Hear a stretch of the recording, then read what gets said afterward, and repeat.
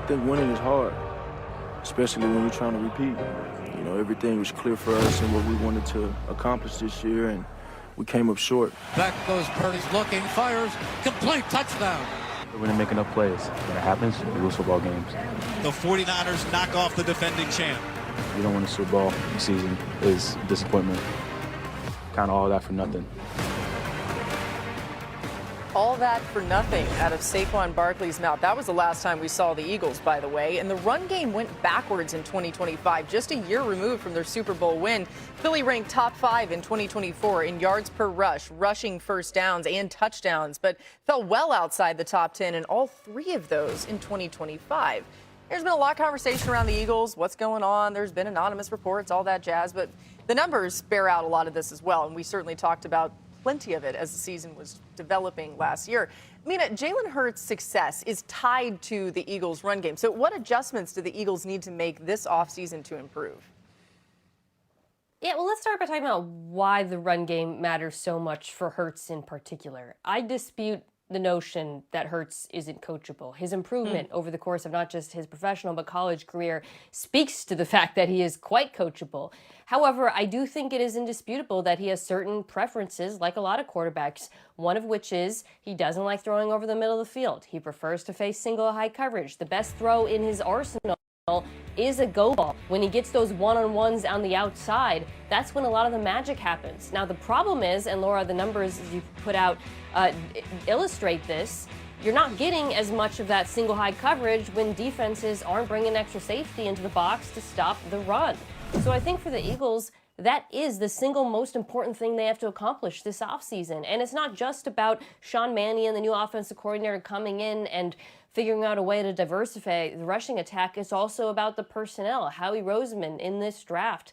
The offensive line wasn't as good last season. And I do think you've got, an aging legendary right tackle in Lane Johnson that they could look to back up in case he misses games. But to me, if you're focused on fixing the run game in order to help your quarterback be his best self, it has to be attacked from all angles, schematically, but also in terms of adding offensive linemen. They added a blocking tight end, which I loved, by the way, but that's something that has to continue to be a focus in Philadelphia. Yeah, Tim, so much of this, too, has people scratching their heads. Like, why did Saquon Barkley have the year that he had previously and then last year fell off a cliff? Well, some of it is just opportunity. You think about it, he had about 75 fewer carries last year than the year prior. So that's part of it. Mina touched on it. She's exactly right. The offensive line is getting older. They have not been as good. So that ends up being the issue. Look, he rushed for over 2,000 yards 2 years ago and was just over 1,100 this past season. He rushed for 13 touchdowns 2 years ago. Rushed for 7 last year. Think about this. Now, look, and I'm not sure it's sustainable, his 2024 campaign, I guess it would have been. Like, he was averaging 5.8 yards per carry. So, you wonder, like, hey, how do you win a Super Bowl with this team and this offense and this quarterback and this and that? Look, they were a big play waiting to happen when they turned around and handed the ball off. Look, that was different. And so, yeah, like, it shouldn't be a shock that Hurts's, production, consistency, all of that is going to be tied directly to Saquon Barkley's production and how well he plays. So I think a lot of Eagles fans are saying that maybe the media is unfairly going after the Eagles or whatever it is, or conspiracy theories. To me, it's very simple. The Eagles have very high standards because they always have one of the best rosters in football. And so I don't think it's just Jalen Hurts under pressure every year. I think it's also Nick Sirianni. I think it's the entire roster. Mina's right.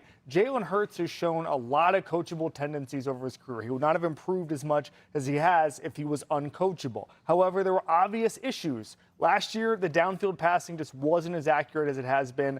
If you look at the numbers, especially to open guys down the field, it wasn't nearly what it was in 2024.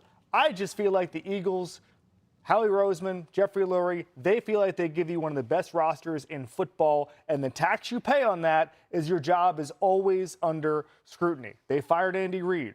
They fired Chip Kelly. They fired Doug Peterson about 5 minutes after he won a Super Bowl because of the pressure that gets built up there. So, yes, a guy like Jalen Hurts, after a down year, is always going to be under scrutiny, but it's almost a compliment, Philadelphia. The one thing to watch for me is what happens in the next few months as far as Jalen Hurts' contract. $22 million guaranteed next year. That's not a lot for quarterbacks. I'm intrigued to see if that develops. It's a good point. The Eagles, we're talking about the coachability of Jalen Hurts. They're on their 5th OC in 6 seasons under Sirianni. Hurts is on his 13th play caller, okay? So I'm pretty sure he's coachable, people. To Cleveland, where the quarterback competition, speaking of those, is already heating up. Our Browns reporter bringing up some really interesting stuff, Daniel Oyefusi, released a story on ESPN.com this week where head coach Todd Monken said this on the QB competition, quote, "I wouldn't say they're going to be evenly dispersed, but we'll definitely disperse them to give ourselves a chance to at least evaluate who we have on the roster and who that might be as we go through the offseason," talking about reps, okay? When asked how he'll decide who takes the first starting reps, specific situation here, Monken said it would be based on, quote, "what we've seen in the past and where the year ended last year." So I don't know. I'm trying to decipher some of that, but the Browns QB room is currently at a crossroads. You've got a pair of 2025 rookies with limited experience, both getting in the fray last season with mixed results.